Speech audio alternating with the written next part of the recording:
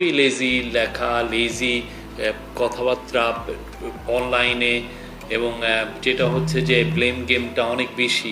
একে ব্লেম দিচ্ছে, আমাকে ব্লেম দিচ্ছে, ওকে ব্লেম দিচ্ছে, এবং অনেক ক্ষেত্রে অনেকে নোংরামির আশ্রয় নিচ্ছে। তো ফলে যেটা হচ্ছে যে যেই আলোচনাগুলো আমরা চাচ্ছি সেই আলোচনাগুলো আমরা দেখছি না, যেই আলোচনাগুলো দরকার। প্রথম কথা হচ্ছে যে গত 15 মানে হাসিনার 15.5 বছরের শাসন আমলে জার্নালিজমের উপরে একটা ট্রাস্ট ডেফিসিট তৈরি করেছে। একটা ভয়াবহ রকমের একটা ট্রাস্টের একটা ডেফিসিট তৈরি হয়েছে। সেই জায়গা থেকে আমরা এই গভর্নমেন্টটা উত্তরণের চেষ্টা করছি।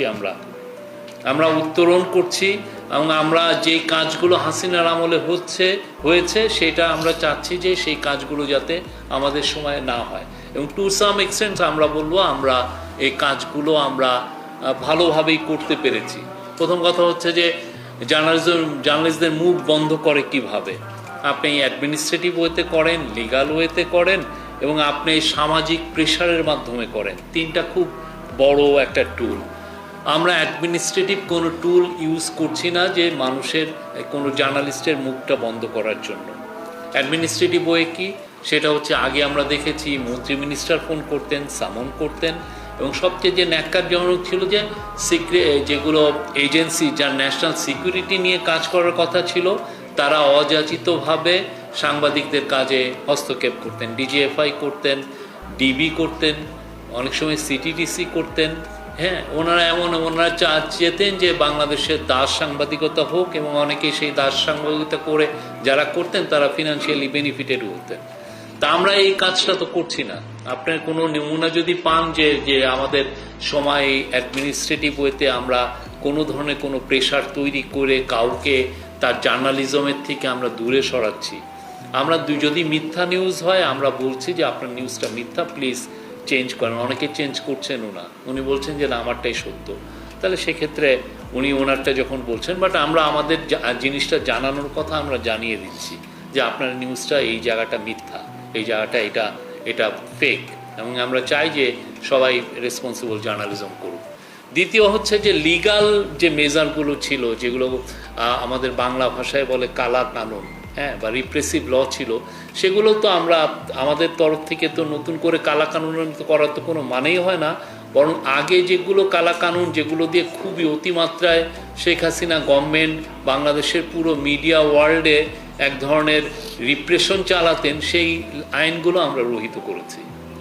অন্যতম হচ্ছে সিএসএকে আমরা অ্যাবলিশ করেছি। নতুন যেই আইন এসছে সেই আইনটাও আমরা যত রকমের কনসালটেশন করা দরকার আমরা সবার সাথে কনসালটেশন করে নতুন একটা এই সাইবার প্রোটেকশন অর্ডিন্যান্স আমরা করেছি।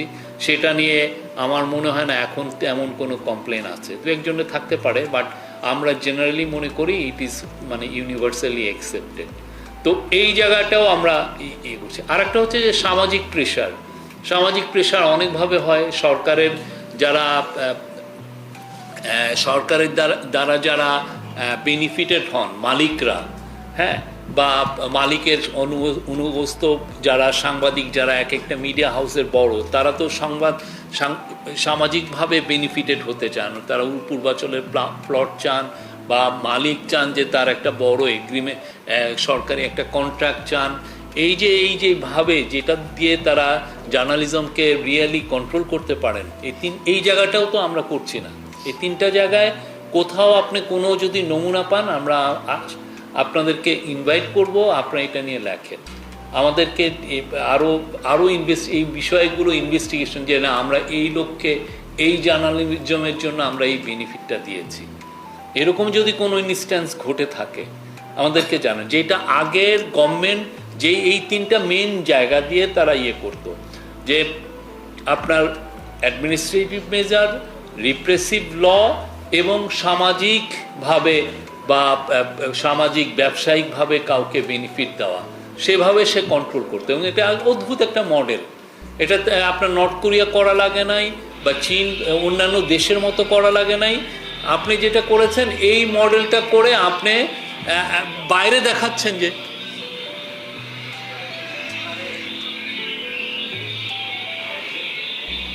সাইলেন্ট করে দেয়, অফ করে আপনি বাইরের যে দেশগুলোয় আপনি মানে যেগুলো রিপ্রেসিভ কান্ট্রিতে যে মডেলটাই ওই মডেলে ওনারা জানি নাই।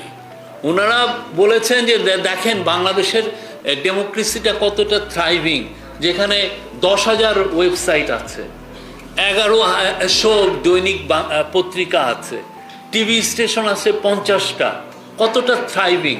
কিন্তু ওই যে 3টা ওয়েতে তারা পুরো এই একটা থ্রাইভিং একটা মডেলকেও তারা কন্ট্রোল করছেন এবং খুব ন্যাক্কারজনকভাবে কন্ট্রোল করেছেন।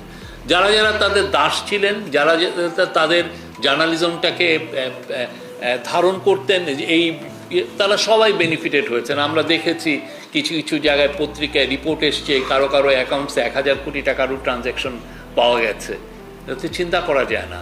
এবং যারা ইউনিয়নকে ওনারা দাস অনুগত বানিয়ে রেখেছেন, ইউনিয়নের টপ লিডারশিপ মানেই হচ্ছে তার কোনো কাজ নাই, সে পূর্বাঞ্চলের প্লট বা উত্তরার প্লট এগুলো নিয়ে ব্যস্ত ছিলেন। অনেকে আরও বেশি, আমরা শুনেছি কেউ পাওয়ার প্ল্যান্টের একটা যাতে তার অনুগত সাংবাদিককে বিজনেস গ্রুপকে সেদিনে একটা পাওয়ার প্ল্যান্টের এগ্রিমেন্ট নিয়ে এসে দেন যাতে হি কাটে কমিশন, তার কমিশন যাতে খেতে পারেন। এই জার্নালিজমটা ছিল, এই জার্নালিজমটা একটা ভয়ানক রকমের ট্রাস্ট ডেফিসিট তৈরি করেছে। এই ট্রাস্ট ডেফিসিট থেকে উত্তরণের জন্য এখন সত্যিকার অর্থে যে কাজটা আমরা সবাই করতে পারতাম, আমি সরকারের তরফ থেকে আমরা একটা মিডিয়া কমিশন সরকার করে দিয়েছে, এটা একটা সুন্দর একটা রিপোর্ট এসছে। কিন্তু যারা ইন্ডিভিজুয়াল, যারা জার্নালিজম করে পত্রিকা টিভি স্টেশন, যারা এইটার ভেহিকল ছিলেন এই বাজে জার্নালিজমের, তারা তো কেউ নিজে সেলফ অডিট করেন নাই। তারা তো কেউ নিজের 15 বছরের কাজগুলো নিয়ে জনসম্মুখে এসে বলেন নাই যে আমি সরি। কেউ বলেছেন যে আমি সরি, আমি আপনার অধিকার কেড়ে নিয়েছি, আমি আপনাকে জঙ্গি হিসাবে করেছি, আমি আপনাকে বলেছি যে আপনি জামাত শিবির, আমি আপনাকে আপনার পার্টি আপনার পলিটিক্যাল রাইটসটাকে আমি কেড়ে নিয়েছি, আমি আপনাকে গুম হওয়ার যে ক্ষেত্র তৈরি করা, গ্রাউন্ড তৈরি করেছি যাতে আপনি গুম হতে পারেন। আমি কি এই যে জার্নালিজম করেছি, এবং অনেক রেসপেক্টেড ডেইলি এই জার্নালিজম করেছেন, তারা কি কোনো সময় বলেছেন যে না আমরা সরি, বা তারা একটা ইন্ডিপেন্ডেন্ট অম্বুডসম্যান এনে বলেছেন যে না ওকে আমরা গত 15 বছরে যে জার্নালিজমটা করেছি, এই অম্বুডসম্যান এই 15 বছরের জার্নালিজমটা সে দেখবে যে তার কি রকম জার্নালিজম হয়েছে, আমরা কি জার্নালিজম করেছি সে ইন্ডিপেন্ডেন্টলি বলে সে যেই ধরনের আমাকে পরামর্শ দেয় যে না আপনারা এই জায়গায় ফেইলিউর ছিল, প্লিজ আপনারা এই জিনিসগুলো রেকটিফাই করে আপনি তাহলে কি you can make a fresh start. এখন যে আপনি যেটাকে মব বলছেন, সে তো তৈরি হচ্ছে, বা আমি ওইটাকে মব বলছি না, আমি বলছি এটাকে প্রেশার গ্রুপ, সে তৈরি হচ্ছে সেই আগের এই যে জার্নালিজমের ফেইলিউরের কারণে।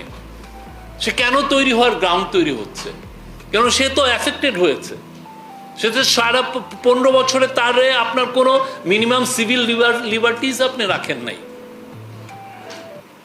সে তো অ্যাফেক্টেড হয়েছে। এখন তার যে কনসার্ন, আপনি 28শে জুলাই 2024 বাংলাদেশের টপ জার্নালিস্টরা যে শেখ হাসিনাকে বলছে যে এদেরকে খুন করেন, পুলিশ কেন গুলি করছে না, এটা বলে নাই? এটা তো টপ জার্নালিস্ট, টপ মিডিয়া হাউসের ইয়েরা। তো এখন এই জিনিসটা তো আবার রিপিট করতে পারে, এই ভয়ের থেকে এই প্রেশার গ্রুপগুলো তৈরি হচ্ছে। এটা রেমিডি কি?